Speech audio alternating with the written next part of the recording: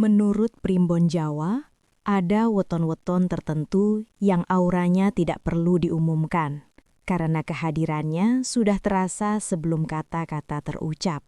Weton ini biasanya membawa ketenangan dalam sikap, menjaga pandangan, dan menata batin sehingga orang di sekitarnya merasa nyaman tanpa tahu alasannya. Dalam laku hidupnya, mereka sering memilih diam bukan karena menutup diri, melainkan karena peka membaca suasana dan tidak ingin berbicara berlebihan. Tatapannya tenang, geraknya terukur, dan ucapannya jarang, namun setiap tindakan mencerminkan niat yang bersih.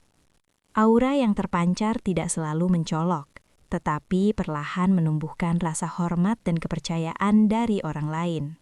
Dalam pergaulan, weton ini kerap disegani tanpa diminta, karena batinnya selaras dan tidak bercabang. Menurut titah leluhur, aura yang terasa tanpa bicara lahir dari batin yang dijaga jujur dan laku hidup yang tidak dibuat-buat. Yang memahami ini biasanya bukan kebetulan.